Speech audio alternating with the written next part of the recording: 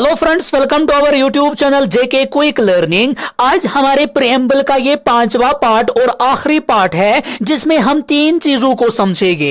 एक, क्या प्रेम्बल हमारे कॉन्स्टिट्यूशन का पार्ट है। दूसरी चीज, क्या प्रेम्बल को हम अमेंड कर सकते हैं, यानी कि क्या प्रेम्बल को हम चेंज कर सकते हैं, इसको हम बदल सकते हैं। इन तीसरी चीज हम इस वीडियो के अंदर आज हम पढ़ेंगे, इस प्रेम्बल की क्या अहमियत है, इसकी क्या सिग्निफिकेंस है। इन 3 चीजों को आज हम समझेंगे इस वीडियो में। आज ये वाला चैप्टर भी खत्म होगा और कल हम इस पूरे चैप्टर के एमसीक्यूज करेंगे।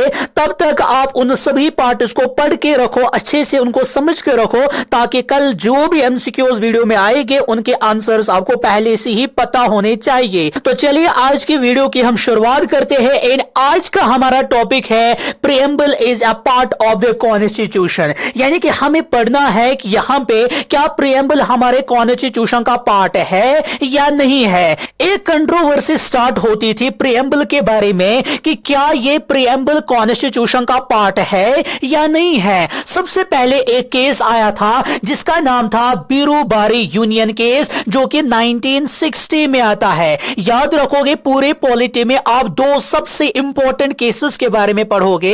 एक यही बीरूबारी यूनियन केस के बारे में पढ़ोगे, एक दूसरा आप इसके बाद पढ़ोगे जिसे हम कहते हैं केशवानंदा भारती केस। ये 2 केसेस आप पूरी पॉलिटी के अंदर बार बार पढ़ोगे। यहां पे बीरूबारी यूनियन केस में सुप्रीम कोर्ट ने प्रेम्बल के बारे में क्या बोला। सुप्रीम कोर्ट ने बोला कि जो हमारे कॉन्स्टिट्यूशन के अंदर प्रोविजंस लिखे हैं, जितने भी कानून हमारे कॉन्स्टिट्यूशन के अंदर लिखे हैं, इनका आइडिया हमें प्रेम्बल से ही मिलता है। यह कहा गया बीरूबारी यूनियन केस के अंदर। फिर से रिपीट करूंगा कि बीरूबारी यूनियन केस के अंदर सुप्रीम कोर्ट ने क्या बताया कि यहां पे हमारे पूरे कॉन्स्टिट्यूशन के अंदर जितने भी प्रोविजंस है, यानी कि जितने भी कानून है, इनका आइडिया हमें प्रीएम्बल से ही मिलता है। यह कहा गया बीरूबारी यूनियन केस में, जो कि हमें ऑलरेडी भी पता है, जो कि हमने पिछले 4 पार्ट्स के अंदर पढ़ा था कि प्रीएम्बल से हमें क्या पता चलता है। लेकिन इसी केस के अंदर, बीरूबारी यूनियन केस के अंदर ही सुप्रीम कोर्ट ने यह भी बताया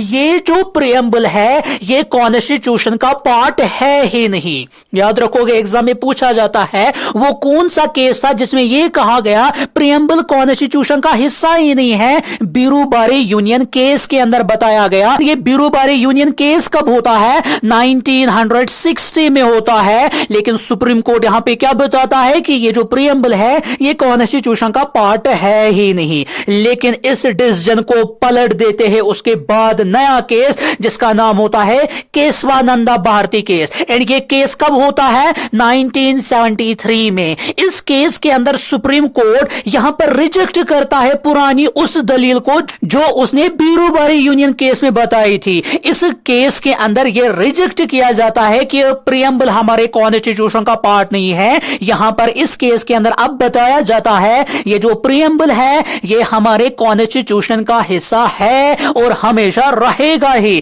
साथ ही साथ यहां पर याद रखोगे ये जो प्रेम्बल है ये है नॉन जस्टिसेबल। ऑलरेडी हमने पिछले चैप्टर्स के अंदर बार बार पढ़ा है ये जस्टिसेबल क्या है। मैंने आपको बताया था कि जस्टिसेबल का मतलब है वो चीजें अगर आपसे वो छीनी जाती है, यानी कि अगर कोई चीज वायलेट हो रही है, अगर आप डायरेक्टली सुप्रीम कोर्ट के पास जा सकते हो अपना इंसाफ मांगने के लिए, वो चीजें कहलाएगी जस्टिसेबल। लेकिन जो प्रेम्बल है ये है नॉन जस्टिसेबल, यानी कि प्रेम्बल के अंदर जो चीजें लिख के है अगर ये वायलेट हो रही है तो आप डायरेक्टली सुप्रीम कोर्ट के पास नहीं जा सकते हो। आई होप दोनों चीजें आपने याद रखी होगी। केशवानंदा भारती केस के अंदर क्या बताया गया और बीरूबारी यूनियन केस के अंदर क्या बताया गया, आपको क्रिस्टल क्लियर यहां पर हुआ होगा कि दोनों केसेस के अंदर क्या क्या बताया गया। उसके बाद नेक्स्ट चीज हम देखेंगे एमेनेबिलिटी ऑफ द कॉन्स्टिट्यूशन।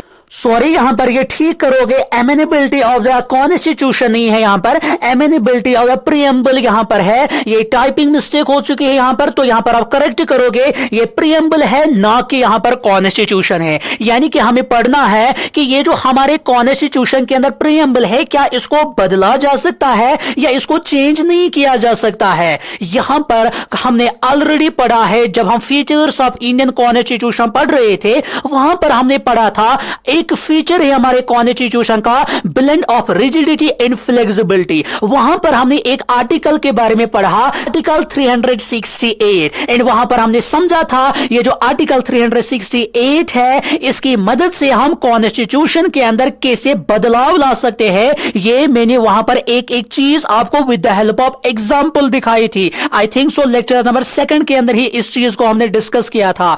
तो आर्टिकल 368 हमें यही बताता है कि हम कॉन्स्टिट्यूशन के अंदर according to rules and regulations कैसे चेंजेस ला सकते हैं। तो बीरू बारे यूनियन केस के अंदर क्या कहा गया, ये जो प्रियम्बल है ये कॉन्स्टिट्यूशन का हिस्सा है ही नहीं। अगर कॉन्स्टिट्यूशन का हिस्सा नहीं है तो इसको हम आर्टिकल 368 के हिसाब से हम इसको चेंज नहीं कर सकते हैं, क्योंकि आर्टिकल 368 हमें यही बताता है हम कॉन्स्टिट्यूशन के अंदर कैसे बदलाव ला सकते हैं। लेकिन अगर ब्यूरो बारे यूनियन केस के अंदर बताया गया प्रीएम्बल कॉन्स्टिट्यूशन का पार्ट ही नहीं है, इसका मतलब क्या है, हम 368 आर्टिकल के हिसाब से इस प्रीएम्बल को बदल भी नहीं सकते हैं। लेकिन आगे जाके हमने अभी अभी पढ़ा, आगे जाके बताया जाता है केशवानंदा भारती केस के अंदर नहीं, जो प्रीएम्बल है ये कॉन्स्टिट्यूशन का पार्ट है। अगर ये कॉन्स्टिट्यूशन का पार्ट है इसका मतलब यह है जैसे कॉन्स्टिट्यूशन के बाकी चीजों को वक्त के साथ साथ बदलाव लाया जाता है उनके अंदर आर्टिकल 368 की मदद से,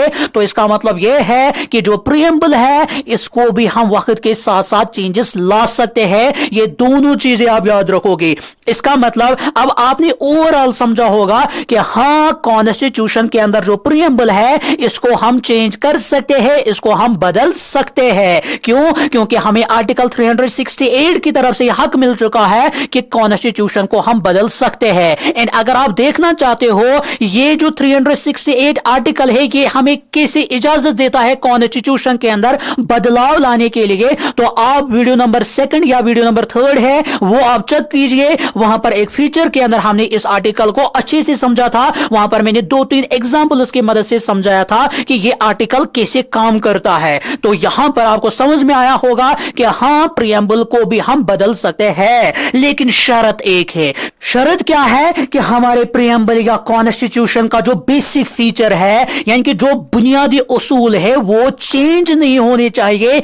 उसके बरअक्स आप अपने प्रीएम्बल के अंदर चेंजेस कर सकते हो। यानी कि हमारे कॉन्स्टिट्यूशन के अंदर जो ये फ्रेटर्निटी का कंसेप्ट है, जो यूनिटी है, ये चीजें, इन चीजों के साथ आप कोई छेड़खानी नहीं कर सकते हो। ये चीजें खत्म नहीं होनी चाहिए हमारे कॉन्स्टिट्यूशन के अंदर। बाकी कोई भी चीज अगर हो तो वो आप कॉन्स्टिट्यूशन के अंदर ऐड कर सकते हो या चेंजेस भी कर सकते हो। जैसे हमने ऑलरेडी पढ़ा है इसी चैप्टर के पहले ही वीडियो के अंदर मैंने बताया था कि आज तक कभी भी प्रीएम्बल को चेंज नहीं किया गया है, खाली एक मर्तबा प्रीएम्बल के अंदर बदलाव लाए गए थे।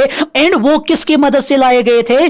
42nd कॉन्स्टिट्यूशनल अमेंडमेंट एक्ट की मदद से हमारे प्रीएम्बल के अंदर आज तक एक ही मर्तबा बदलाव लाया गया है। And 42nd constitutional amendment act कब लाया जाता है? 1976 के अंदर ये 42nd कॉन्स्टिट्यूशनल अमेंडमेंट एक्ट लाया जाता है। एंड इसी एक्ट की मदद से हमारे कॉन्स्टिट्यूशन के अंदर बहुत ज्यादा बदलाव लाए जाते हैं। एंड इसीलिए इसको हम कहते हैं मिनी कॉन्स्टिट्यूशन। आप मुझे अब यहां पे बताओगे 42nd कॉन्स्टिट्यूशनल अमेंडमेंट एक्ट की वजह से हमारे प्रीएम्बल के अंदर कौन कौन से बदलाव लाए गए थे? मैंने ऑलरेडी आपको पढ़ाया है कि इस अमेंडमेंट की मदद से हमारे कॉन्स्टिट्यूशन के अंदर नए 3 कीवर्ड्स को जोड़ा गया था। एंड वो तीनों कीवर्ड्स क्या है वो आप मुझे कमेंट्स में बताओगे। और उन्हीं 3 कीवर्ड्स के बारे में अक्सर एग्जाम में क्वेश्चन पूछा जाता है। तो यहां पर आई होप कि आपको समझ में आया होगा कि कॉन्स्टिट्यूशन के अंदर जो प्रीएम्बल है इसको क्या बदला जा सकता है। हां, इसको चेंज किया जा सकता है। किसकी मदद से? आर्टिकल 368 की मदद से। एंड कैसे बदलाया जा सकता है, कैसे ये 368 आर्टिकल काम करता है, ये मैंने ऑलरेडी समझाया है आपको, यहां पर दोबारा से समझाने की जरूरत नहीं है। एंड उसके बाद नेक्स्ट चीज याद रखोगे, प्रीएम्बल को आज तक एक ही मर्तबा चेंज किया गया है, वो किया गया 1976 के अंदर 42nd कॉन्स्टिट्यूशनल अमेंडमेंट एक्ट की मदद से। एंड इस 42nd कॉन्स्टिट्यूशनल अमेंडमेंट एक्ट को हम मिनी कॉन्स्टिट्यूशन भी कहते हैं। क्यों? क्योंकि इसकी वजह से हमारे कॉन्स्टिट्यूशन के अंदर बहुत सारे बदलाव लाए गए थे। उसके बाद हम लास्ट टॉपिक पढ़ेंगे इस चैप्टर का, सिग्निफिकेंस ऑफ द प्रीएम्बल, यानी कि प्रीएम्बल की क्या अहमियत है, इसकी क्या अहमियत है, ये हमें पूरे के पूरे कॉन्स्टिट्यूशन का ओवरव्यू देता है कि हमारे जो कॉन्स्टिट्यूशन है उसके बुनियादी उसूल कैसे है, उसके अंदर कौन सी चीजें रखी गई है, ये सारी की सारी चीजें हमें यही प्रीएम्बल समझाता है। इस टॉपिक के अंदर डीप में जाने की जरूरत नहीं है, बस यहां पर आप दो चीजें याद रखोगे, एक सर अलादी कृष्णा स्वामी अय्यर, ये दो जो चीजें मैं इसके अंदर बताऊंगा ये डायरेक्टली आपके एग्जाम में पूछी जाती है। वहां से ऐसे कुछ स्टेटमेंट दिया जाता है एंड बताया जाता है कि बताइए कि इनमें से कॉन्स्टिट्यूएंट असेंबली के कौन से मेंबर ऐसे थे जिन्होंने प्रीएम्बल के बारे में ये अल्फाज बताए। तो यहां पर सर अलादीन कृष्णा स्वामी अय्यर ने क्या बताया, the preamble to our constitution expresses what we had thought और ड्रीम्ड सो लॉन्ग, यानी कि इसने क्या बताया, ये जो प्रीएम्बल हमारे कॉन्स्टिट्यूशन के अंदर है ये उस चीज को एक्सप्रेस करता है, ये उस चीज को दिखाता है जिसके बारे में हमने अभी तक खाली सोचा था, खाली ख्यालों में सोचा था, वही चीज हमारा ये प्रीएम्बल एक्सप्रेस करता है। ये किसने बताया था, ये बताया था सर अलादीन कृष्णा स्वामी अय्यर। ये नाम आप याद रखोगे एंड बताया क्या था वो भी आप याद रखोगे। उसके बाद हमारे कॉन्स्टिट्यूएंट असेंबली के एक और मेंबर थे जिनका नाम था के.एम. मुंशी एंड इन्होंने क्या बताया, डायरेक्टली आप स्टेटमेंट याद रखोगे, इन्होंने क्या बताया, इन्होंने क्या बताया, preamble is the horoscope of our sovereign democratic republic. ये दोनों स्टेटमेंट्स आप याद रखोगे तो इसी के साथ हमारा ये प्रीएम्बल वाला चैप्टर भी कंप्लीट हो जाता है। उसके बाद कल हम इसी प्रीएम्बल पर पूरे एमसीक्यूज वीडियो बनाएंगे। जितना भी हमने अभी तक पढ़ा है इससे बाहर कुछ भी नहीं आएगा, क्योंकि एक एक चीज को मैं पढ़ा रहा हूं, मैं ऊपर ऊपर ही से नहीं पढ़ा रहा हूं। बहुत सारे बच्चों ने कमेंट्स की थी सर वीडियो लेक्चर्स बहुत अच्छे हैं लेकिन काफी लेंथी है, इतना ज्यादा लेंथी हमें पढ़ने की जरूरत क्या है। तो सिंपल सी बात यह है कि अगर आप पॉलिटी को पढ़ के जाओगे लेकिन अगर आप ऊपर ऊपर ही से पढ़ोगे, अगर वो वाले क्वेश्चंस आएंगे नहीं, वहां पर पॉलिटी में कोई भी क्वेश्चन पूछा जा सकता है, कोई भी चांसेस यहां पर नहीं बनते कि आप एक चीज को छोड़ोगे दूसरे को पढ़ोगे। अगर वो चीज ही आएगी जो आपने पढ़ी नहीं होगी, इन पूरी पॉलिटी पढ़ने के बाद भी अगर वो चीज आएगी जो आपने पढ़ी नहीं होगी, तब जाके आपको बहुत ज्यादा रिग्रेट होगा, काश हमने पॉलिटी को डीप से ही पढ़ा होता या किसी भी सब्जेक्ट को अगर हमने पूरा का पूरा सिलेबस के अकॉर्डिंग सारी चीजें सीखी होती तो आज ऐसा क्वेश्चन हमारे पेपर में ये देखने को ही ना मिलता कि जिसका आंसर मुझे पॉलिटी पढ़ने के बाद भी आंसर देना आता नहीं है। इसलिए ये ऐसा काम नहीं है कि आप ऊपर ऊपर ही से पढ़ोगे, एग्जाम देने जाओगे, उसके बाद आपकी सिलेक्शन हो जाएगी, ऐसा नहीं है। अगर आपको सिलेक्शन लेनी है इसके लिए आपको बहुत ज्यादा मेहनत भी करनी पड़ेगी। ये नहीं सोचना पड़ेगा कि सिलेबस बहुत ज्यादा है, अब यहां पर डीप से बहुत चीजें पढ़नी पड़ेगी, इतना ज्यादा लेंथी है नहीं। यहां तो इंसान छोटे मोटे बोर्ड के एग्जाम्स देने के लिए पूरे साल भर मेहनत करता है एंड लास्ट में कुछ मार्क्स आते हैं। एंड यहां पर आप खुद सोचिए कि ये लाइफ का कैरियर बनाने का एग्जाम होता है, कि जिंदगी का सबसे खास एग्जाम होता है।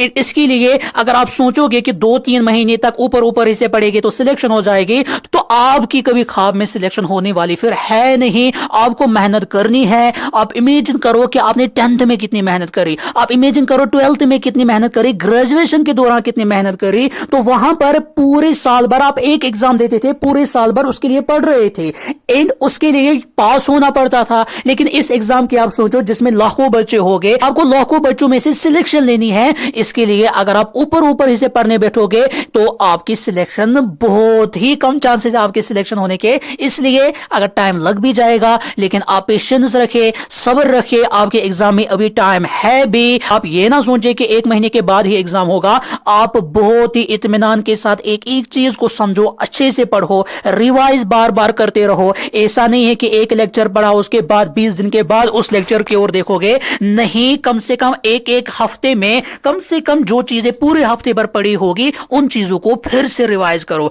आपको बहुत ही मजा आएगा। बहुत सारे बच्चे ऐसे हैं जिनको भी पता ही नहीं कि स्टार्टिंग स्टार्टिंग कैसे करनी है।